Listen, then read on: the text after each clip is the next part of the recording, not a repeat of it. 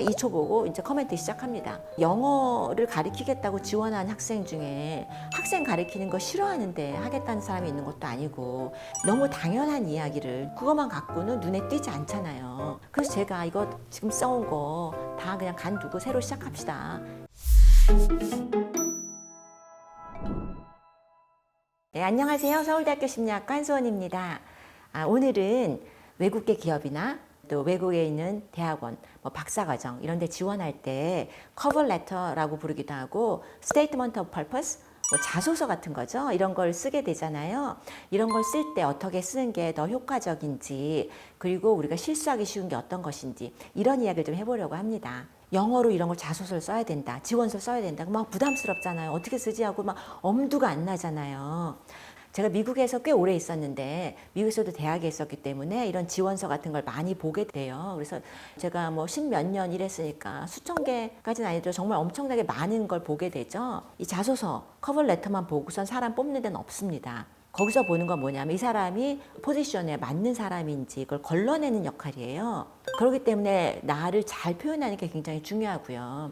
사실 예를 들면 이제 제가 이제 심리학과인데 그 미시간 대학 이번에 심리학과 대학원 박사과정에 오프닝이 30개 정도 있었는데 1200명 지원했다고 해요. 그러면 거기 이제 자소서가 1200개가 쌓이겠죠. 어떻게 써야 우리가 거길 통과할 수 있을까? 아니면 나는 정말 훌륭한데 그걸 어떻게 보여줄 수 있을까? 학생들이 저한테 그걸 많이 봐달라고 해요. 제가 보통 프린트아웃 해서 오라고 해요. 출력해서 가져오라고 하는데 출력해서 가져오면 제가 딱 2초 보고 이제 커멘트 시작합니다. 처음에 제가 딱 2초 보고 코멘트를 하는 게 뭐에 대해서 얘기를 하는 걸까요? 이제 그거는 구조거든요. 구조, 문장 길이. 사실 그런 게 굉장히 중요하고 일단 문장이 아주 길고 복잡하고 특히 동사가 너무 많고 그러면 알아들을 수가 없어요.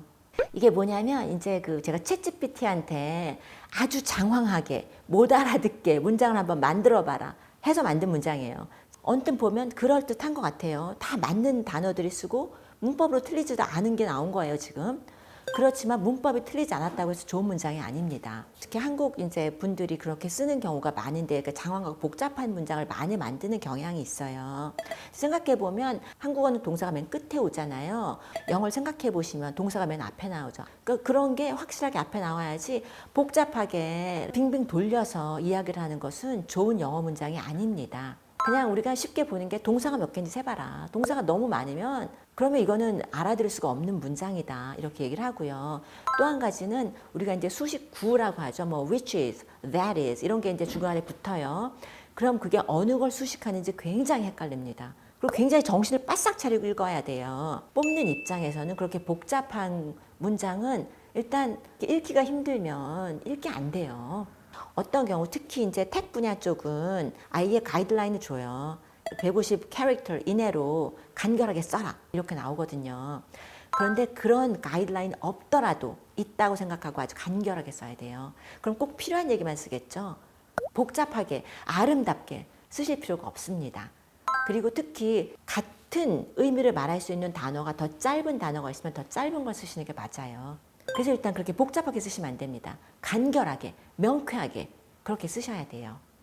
그리고 사실은 제가 또 많이 이야기하는 게 맨 앞에 문장 어떻게 시작하느냐가 중요해요. 사실 맨 앞에 문장을 내가 왜 여기를 원하느냐 이런 모티베이션 같은 걸 쓰게 되잖아요. 그런데 많이 나오는 게 내가 어렸을 때부터 난 이걸 원했다. 나는 여기에 대해서 굉장히 패셔닛하게 생각한다. 다 좋은 얘기예요.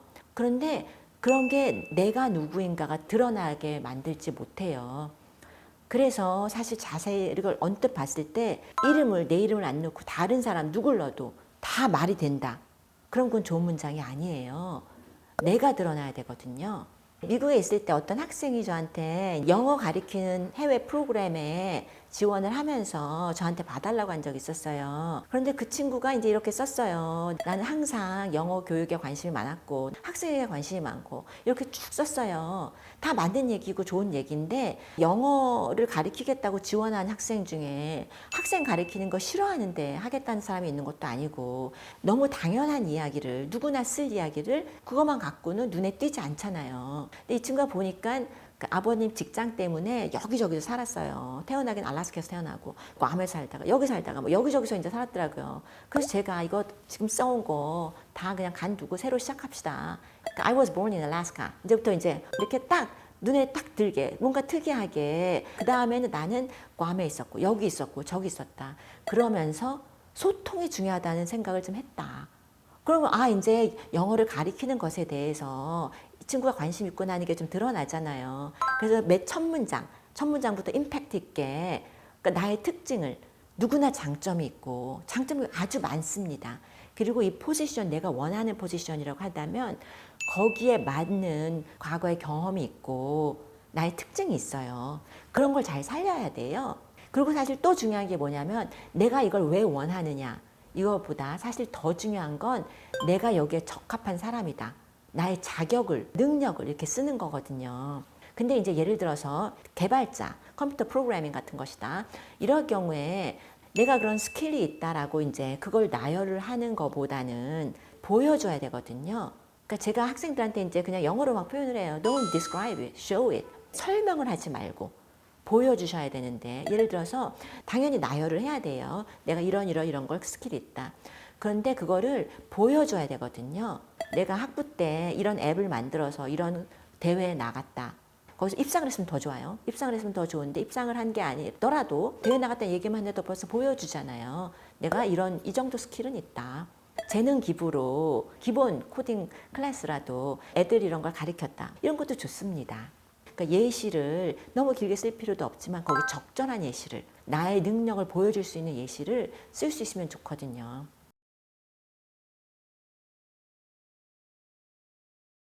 그래서 오늘은 영어로 지원서를 어떻게 쓸지 우리가 조심해야 될 것 이런 것들 몇 가지 이야기를 해봤습니다. 그리고 이어서 다음 영상에서는요. 레주메, 이력서를 영어로 어떻게 작성할 것인가 그런 이야기는 다음 편에서 하도록 하겠습니다. 영상이 도움이 된다고 생각하시면 구독, 좋아요 해주시면 더 쓸모있는 영상 만들어 보도록 하겠습니다. 네, 감사합니다.